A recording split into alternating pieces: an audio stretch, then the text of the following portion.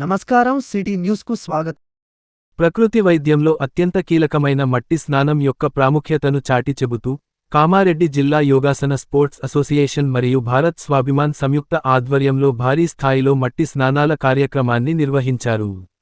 ఈ వినూత్న కార్యక్రమానికి జిల్లా నలుమూలల నుండి సుమారు 130 మంది యోగా సాధకులు, ప్రకృతి ప్రేమికులు ఉత్సాహంగా పాల్గొన్నారు. ఈ సందర్భంగా జిల్లా యోగాసన స్పోర్ట్స్ అసోసియేషన్ అధ్యక్షులు శ్రీ యోగరామ్ రెడ్డి గారు మాట్లాడుతూ, ఆధునిక జీవనశైలిలో మానవుడు ప్రకృతికి దూరమవుతున్నాడని, తిరిగి ప్రకృతి ఒడిలోకి చేరినప్పుడే సంపూర్ణ ఆరోగ్యం సాధ్యమని పేర్కొన్నారు.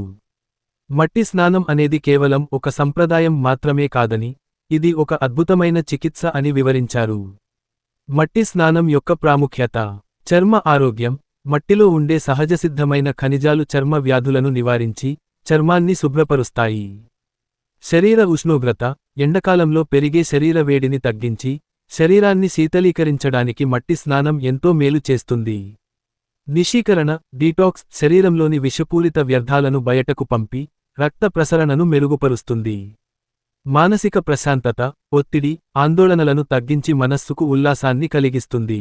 ఈ కార్యక్రమంలో జిల్లా ప్రముఖులు శ్రీ బాస రఘుకుమార్, రాజ్ కుమార్, రమేష్, సిద్ధగౌడ్, ఎల్లయ్య, పెట్టిగాడి అంజయ్య, అంతిరెడ్డి మొదలగు వారు పాల్గొని కార్యక్రమాన్ని విజయవంతం చేశారు. ప్రకృతి వైద్యాన్ని ప్రతి ఒక్కరూ అలవర్చుకోవాలని, ఇటువంటి కార్యక్రమాలు భవిష్యత్తులో మరిన్ని నిర్వహిస్తామని నిర్వాహకులు తెలిపారు.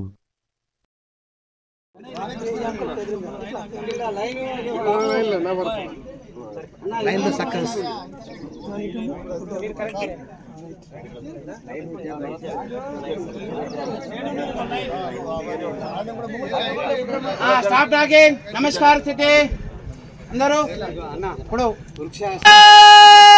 మాతా కీ భారత్ మాతా కీ జై శ్రీరామ్, జై శ్రీరామ్, రామ లక్ష్మణ జానకి, రామ లక్ష్మణ జానకి, వందే వందే వందే వందే మాతరం మాతరం మాతరం మాతరం. రేపటి నుండి ప్రారంభం అయ్యే అసెంబ్లీ సమావేశాల సందర్భంగా అమలుపరచాల్సిన వ్యూహాల గురించి బీజేపీ రాష్ట్ర కార్యాలయంలో యాస్టరిస్క్ రాష్ట్ర అధ్యక్షుడు ఎన్ రాంచందర్ రావు యాస్టరిస్క్ గారి అధ్యక్షతన నిర్వహించిన బీజేఎల్పీ సమావేశంలో తోటి ఎమ్మెల్యేలు, ఎమ్మెల్సీలతో కలిసి పాల్గొన్న గౌరవ కామారెడ్డి శాసన సభ్యులు, బీజేఎల్పీ ఉపనేత శ్రీ కాటిపల్లి వెంకట రమణ రెడ్డి గారు.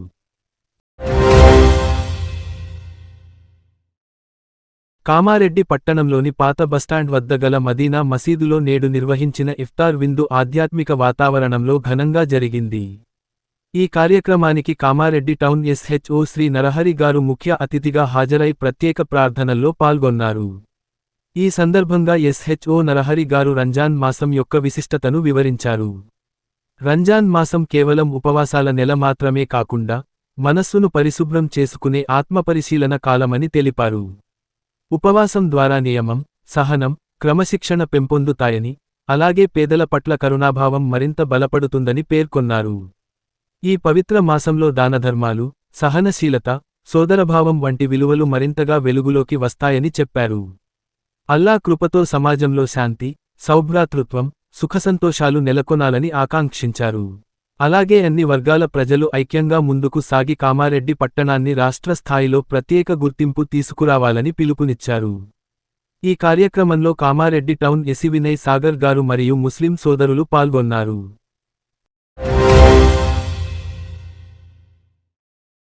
ప్రజాపాలన ప్రగతి ప్రణాళికలో భాగంగా 99 కార్యాచరణ ప్రణాళికలో జిల్లాలోని 532 గ్రామ పంచాయతీలలో పనిచేస్తున్న 1770 మంది మల్టీపర్పస్ వర్కర్లకు వారి సేవలకు గాను ఆయా గ్రామ పంచాయతీల సర్పంచులు, కార్యదర్శులు సన్మాన కార్యక్రమాలు ఆదివారం నిర్వహించారు. అలాగే మల్టీపర్పస్ వర్కర్లకు ప్రాథమిక ఆరోగ్య కేంద్రాలలో, ప్రైమరీ హెల్త్ సెంటర్స్, మెడికల్ చెకప్లు నిర్వహించారు. ఈ కార్యక్రమాలలో గ్రామ సర్పంచులు, ఉప సర్పంచులు, వార్డు సభ్యులు, ఇతర ప్రజాప్రతినిధులు, పంచాయతీ కార్యదర్శులు పాల్గొన్నారు. మండల స్థాయిలో మండల పరిషత్ అభివృద్ధి అధికారులు, ఎంపీడీఓ, మండల పంచాయతీ అధికారులు పర్యవేక్షించారు. డివిజన్ స్థాయిలో డివిజనల్ పంచాయతీ అధికారులు, జిల్లా స్థాయిలో జిల్లా పంచాయతీ అధికారి కార్యక్రమాలను పర్యవేక్షించారు. కామారెడ్డి జిల్లా పంచాయతీ అధికారి శ్రీనివాస్ రామారెడ్డి మండలంలోని అన్నారం రెడ్డిపేట గ్రామ పంచాయతీలను సందర్శించి మల్టీపర్పస్ వర్కర్ల సన్మాన కార్యక్రమం, మెడికల్ చెకప్ కార్యక్రమాన్ని పరిశీలించారు.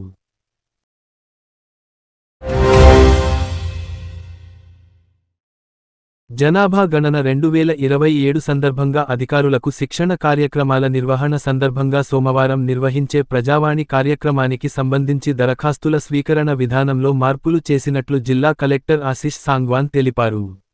రేపటి సోమవారం ప్రజావాణికి సంబంధించిన దరఖాస్తులను కలెక్టరేట్లోని 25 నెంబర్ గదిలో స్వీకరించడం జరుగుతుందని పేర్కొన్నారు.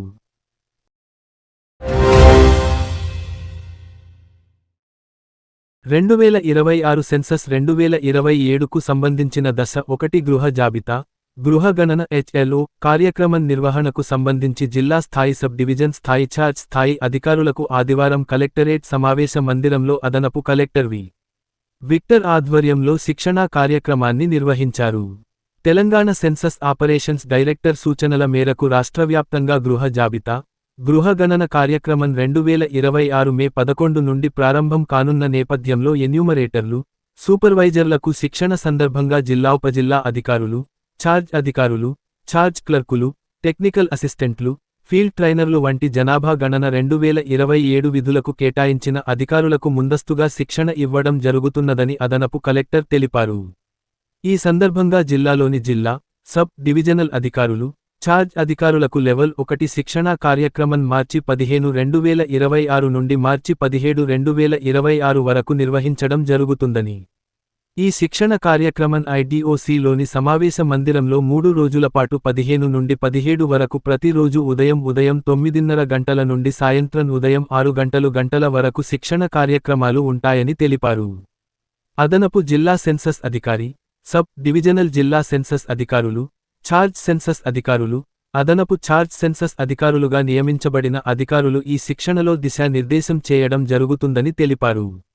ఈ సందర్భంగా అదనపు కలెక్టర్ మాట్లాడుతూ జనాభా లెక్కల గణన ప్రక్రియను సమర్థవంతంగా నిర్వహించాలని, ప్రభుత్వం అమలు చేసే సంక్షేమ పథకాలు, మౌలిక వసతుల ప్రణాళికలను ఖచ్చితమైన జనగణన గణాంకాలు పునాదిగా ఉంటాయని తెలిపారు. జనాభా గణనను సాంకేతిక పరిజ్ఞానంతో డిజిటల్ పద్ధతిలో పారదర్శకంగా నిర్వహించనున్నట్లు తెలిపారు.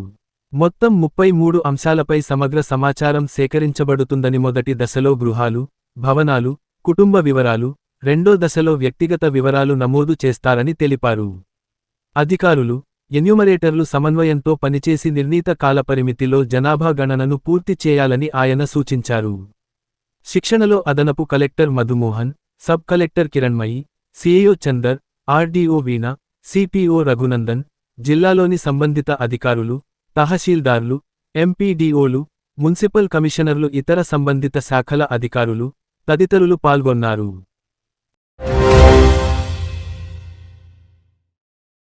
ఈ రోజు కామారెడ్డి మార్కెట్లో పసిడి ధరలు 10 గ్రాముల బంగారం 1,58,500, వెండి 2,610 రూపాయలు.